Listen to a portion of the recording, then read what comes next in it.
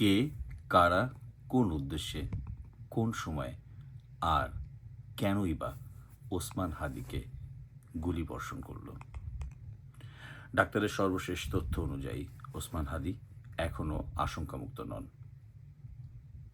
এতে গেল সারমর্ম। প্রশ্নে আমরা আসি। আসলে বাংলাদেশে সিনেমার যে কালচার, সেটিতে বহুদিন যাবৎ ভালো কোনো মিস্ট্রি থ্রিলার এটি সম্ভবত কেউ দেখেনি। আর রিসেন্টলি তামিল বা এগুলো তো খুব একটি ভালো মাপের মিস্ট্রি থ্রিলার আমরা চোখে পড়েনি। তবে হ্যাঁ, ওসমান হাদির এই ঘটনাটি নিশ্চয়ই খুব উদ্বেগের এবং আমরা তার স্বাস্থ্যগত উন্নতি কামনা করছি। কিন্তু ওসমান হাদির উপর গুলিবর্ষণের ঘটনাটি যেই পরিমাণ সাসপেন্স মিস্ট্রি থ্রিলারের জন্ম দিয়েছে, তা মনে হয় যে কোনো মিস্ট্রি থ্রিলারকে হার মানায়। আসুন আমরা দুয়ে দুয়ে চারের ঘটনায় যাই।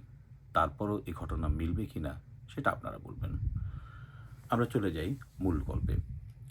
ওসমান হাদি গুলিবর্ষণের ঠিক ঘটনার পরপর আপনারা দেখবেন সর্বপ্রথম বলা যেতে পারে আধা ঘন্টাও নয়, এর মধ্যে প্রথমকে ফেসবুক পোস্টে কি দিয়েছিল? সহজ উত্তর, সাদিক কায়ুম। তিনি কোথায় তার প্রতি সহমর্মিতা জ্ঞাপন করবেন, কোথায় এর কুলকিনারা খুঁজে বের করার জন্য তদন্তের আহ্বান জানাবেন, তা না বলে উনি সরাসরি বলছেন গণ অভ্যুত্থানের জন্য প্রস্তুত থাকেন। অঙ্কটা মেলেনি শুরুতেই। কে সাদিক কায়ুম? কেন তিনি এটা করলেন?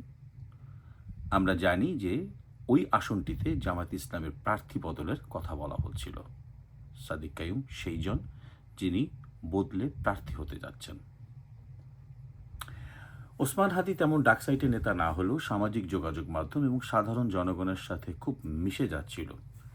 এটি একটি বেশ মাথা ব্যথার কারণ ছিল অনেকের কাছে। কিন্তু জনপ্রিয়তার দিক থেকে নিঃসন্দেহে মির্জা আব্বাসের চেয়ে কেউই নেই। একটি নামই যথেষ্ট। দলীয় পরিচয় প্লাস মির্জা আব্বাস অনেক কিছু পরিচয় বহন করে। এত পরীক্ষিত রাজনীতিবিদ, এত পরীক্ষিত উনি একজন মুক্তিযোদ্ধা। উনি জানেন যে ঢাকা শহরে মির্জা আব্বাস মানে ব্যাস এতটুকুই যথেষ্ট। তার পরিচয় দেওয়ার আর কোনো কিছু নেই। এবার আসুন এই মিস্ট্রি গল্পে খুব তাড়াতাড়ি তিনিও কিন্তু ঢুকে গেলেন। কিভাবে?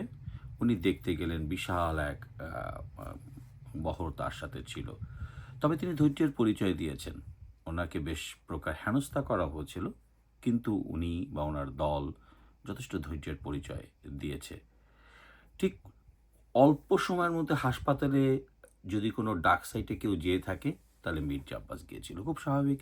মির্জা আব্বাস রাজনৈতিক অঙ্কেও গিয়েছিল ব্যক্তিগত সহমর্মিতার পাশাপাশি, যেন অভিযোগের তীরটি তার দিকে না ওঠে এবং তিনি ওই আসনের সবচেয়ে শক্তিশালী প্রার্থী।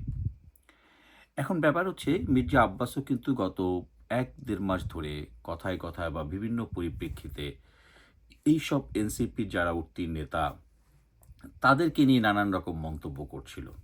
আমরা কিন্তু সেটি সামাজিক যোগাযোগ মাধ্যমে আমরা দেখেছি বা পত্রিকার মাধ্যমে দেখেছি। এটা তো গেল মির্জা আব্বাসের পোরশন। গল্পের কিন্তু এখানেই এবং এখনই শেষ নয়।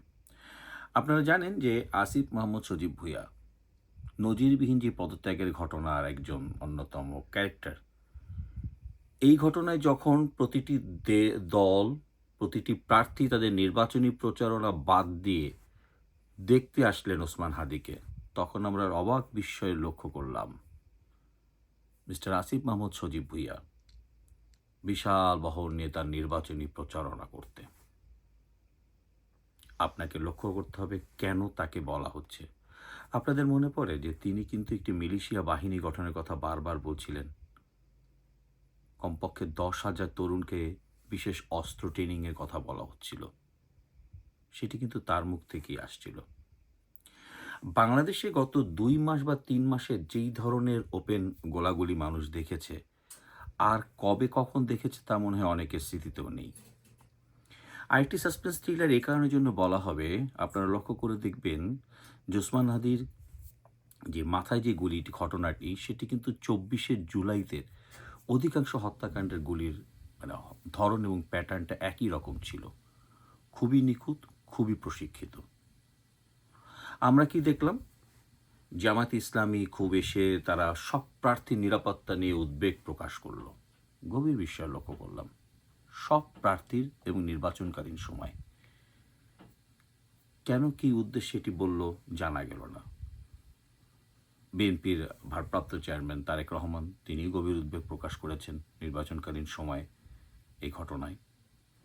কিন্তু লক্ষ্য করে দেখবেন যে সেই মেটিকুলাস ডিজাইনার আমাদের অন্তর্বর্তী সরকারের প্রধান ডক্টর মোহাম্মদ ইউনূস তিনি বিশেষ বৈঠক করলেন এবং তিনি বলছেন এই নির্বাচনকে বানচালের চেষ্টা করা হচ্ছে।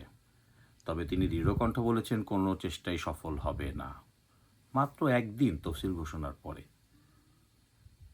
এরপরে নির্বাচনের বানচালের ঘটনা আসছে। এই ঘটনাটিকে তিনি এই ঘটনার সাথে খুব তাড়াতাড়ি রিলেট করলেন কেন? তার মানে নির্বাচনে বানচালের যে ঘটনাগুলো ঘটবে এটি কি তিনিও জানতেন বা তার গোয়েন্দা দপ্তর জানতেন? তার গোয়েন্দা দপ্তর জানা মানে তো এক ধরনের তিনিও জানা।